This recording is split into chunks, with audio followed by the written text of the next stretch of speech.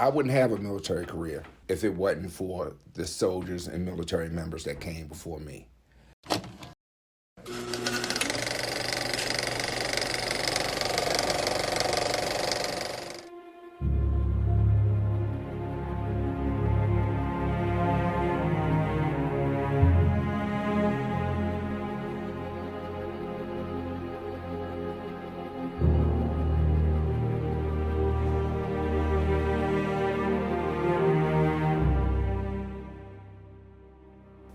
The fact that we were no longer training to do what we came in the Army to do.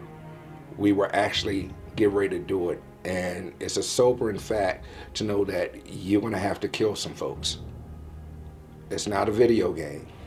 It is not paper targets and training aids and simulations. It's real.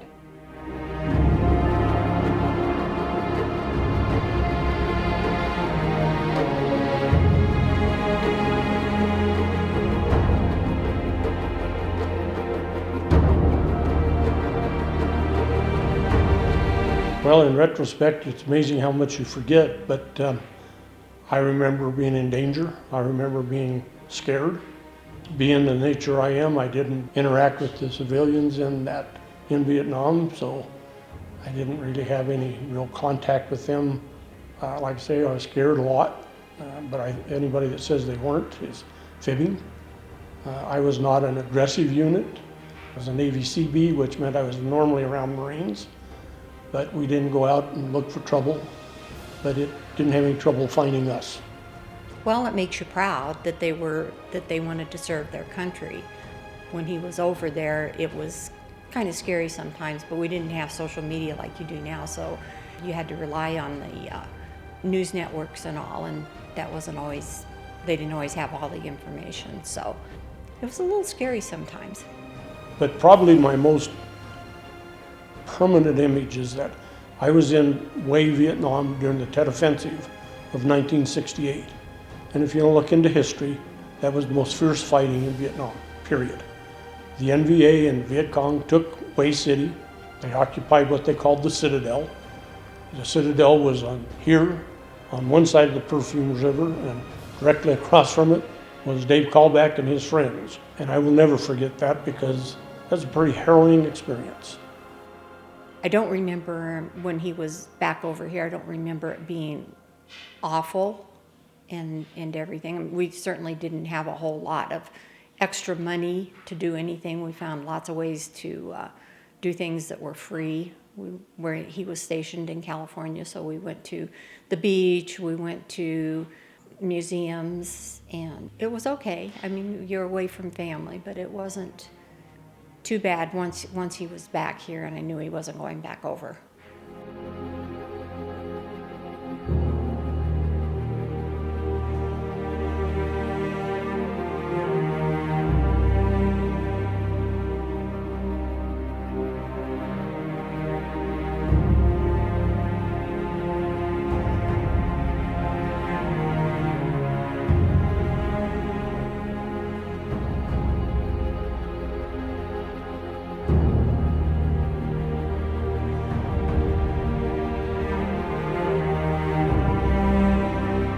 The thing that I remember most about being drafted, and a lot of people don't know this, is when I was standing up in Induction Center in Denver, Colorado, late at night, and they came by and swore us in.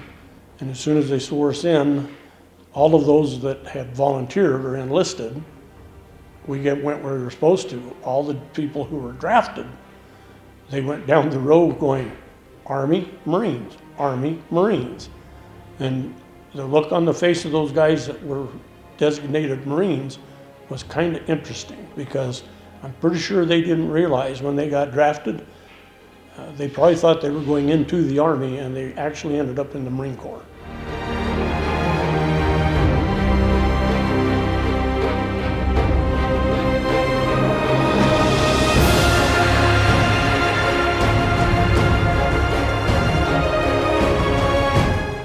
It was isolating. I couldn't talk to anyone. And working and going to college at the same time, kept my mind off of things. That was my goal, nothing more. And at that time, that mindset, I guess it fit me well, because in Vietnam, the mission was the goal.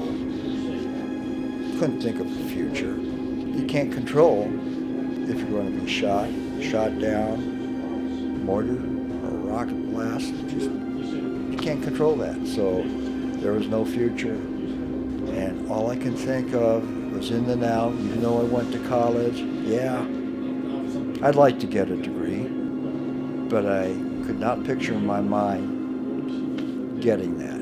I could not see the future. I was only acting for the now for many, many years. Those are the things I miss: the structure, the discipline, the uniformity of it. You know, it's just so many things. But we are family.